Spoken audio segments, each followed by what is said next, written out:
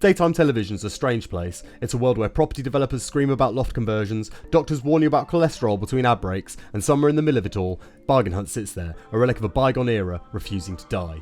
If you've never had the pleasure, Bargain Hunt is the BBC's attempt at a thrilling game show, except instead of general knowledge, physical challenges, or anything remotely exciting, contestants get £300 to waste on antiques that no one wants. Then they sell them at auction for an almost guaranteed loss, while everyone involved pretends this is entertainment rather than a slow public humiliation. At the helm of this antique-based farce is a revolving door of hosts, each with their own brand of barely contained despair. Tim Winnicott did it for years. His entire presence is a theme of dream of tweed, gritted teeth, and barely disguised rage. There's still shitloads of antiques. Now we get the eternally chipper Christina Trevenian, the wild-eyed mental enthusiasm of Natasha Raskin-Sharp, and of course Eric Knowles, a man who looks like he's seen some things in the world of ceramic dogs he'd rather forget. The contestants are often the true spectacle, people who spent decades hoarding questionable porcelain figures and now finally get a chance to prove their taste is objectively wank. They gleefully trawl through markets, clutching at dusty Edwardian meat forks or lead-infused toxic toy soldiers, confidently declaring that this is the purchase that will make them a tidy profit. But at least we know it's there, because we've only got about 15 minutes left. We know that... She's so giddy she let out an excited little fart over it. The contestants, drawn from Britain's vast reservoir of characters, tend to fall into a few broad categories. There are the overly enthusiastic retirees who claim to have a good eye for antiques despite immediately blowing their budget on a chipped Toby jug. Then there are the bewildered couples who've clearly been strong-armed into this by the more enthusiastic spouse and spend most of the episode grimacing at a Georgian spoon. Occasionally you'll get a wild card, someone who buys a weird, haunted-looking dead-eyed doll because they have a gut feeling, only to watch it tank at auction while the camera zooms in on their crestfallen expression and dead eyes. Then there are the experts, people who, despite having dedicated their entire lives to knowing precisely what is valuable, let their teams buy things like a vintage toast rack that looks like it was rescued from a skip outside a bankrupt Blackpool B&B. They say things like, "It's a bit of a gamble," which is code for, "Congratulations, you've just flushed 80 quid down the shitter."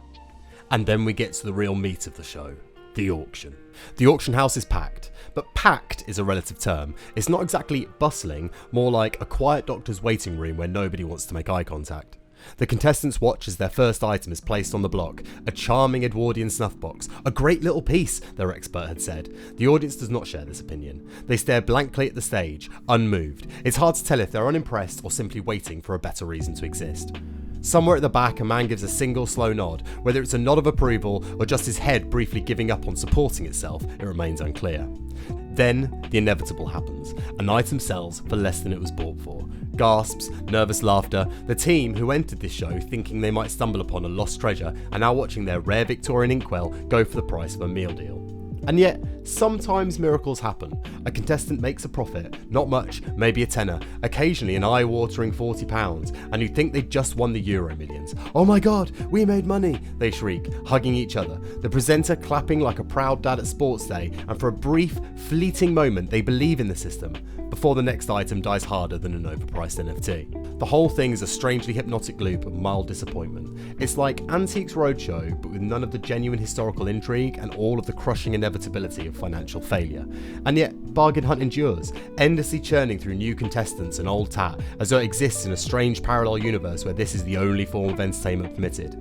Maybe that's the secret of the success, where something deeply British about watching all well-meaning people slowly realise they've made terrible decisions, all while maintaining a stiff upper lip and pretending it's all a bit of fun. So why is Bargain Hunt still on? Well, because it's oddly hypnotic. It's predictable, safe, it gives daytime viewers exactly what they want and need. Mild drama, forced enthusiasm, and the warm, reassuring knowledge that somewhere out there, someone is making worse financial decisions than they are.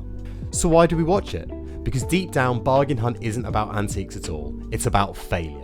It's a show where people take free money, get expert advice, and still manage to financially combust in real time for our entertainment. It's reassuring. It tells us that no matter how bad our own choices are, at least we didn't just pay 150 quid for a cursed looking teddy bear that sells for fucking 30 quid.